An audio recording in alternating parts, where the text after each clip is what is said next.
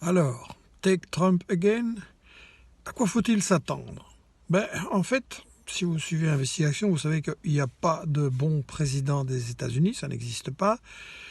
Évidemment, maintenant, le fait qu'on ramasse un fraudeur, violeur, raciste et menteur, ça dit beaucoup sur la déchéance du système occidental. Et à quoi faut-il s'attendre? C'est pas le mot attendre. Il faut agir parce que ces gens-là ne comprennent que le rapport de force, ce qui touche au portefeuille. Si on regarde l'Europe, on peut espérer que ça sera plus difficile de venir nous vendre vive la démocratie des États-Unis, c'est le modèle, il faut les suivre dans toute leur guerre et dans toute leur folie. Si on considère l'Ukraine, on peut espérer qu'il acceptera de négocier et d'arrêter la guerre, mais c'est pas tellement la question des États-Unis, c'est que de toute façon, les troupes en Ukraine sont totalement démobilisées, le régime s'effondre, sa corruption éclate, les gens veulent plus se battre.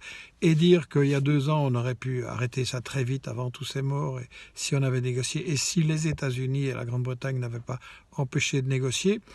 Maintenant, si on regarde le Moyen-Orient, là, c'est clair que Trump, c'est un épouvantable soutien du colonialisme.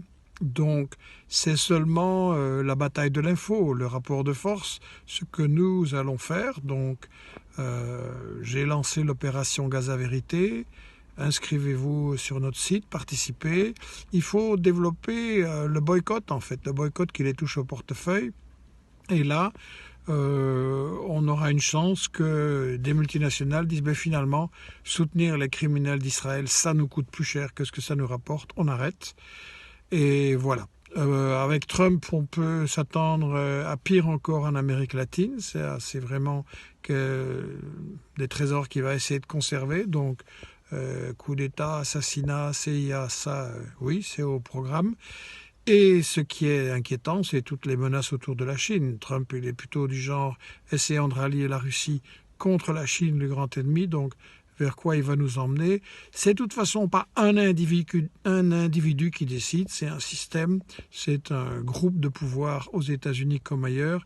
Et donc, comme je le dis, ce qui compte, c'est la bataille de l'info. À nous d'agir.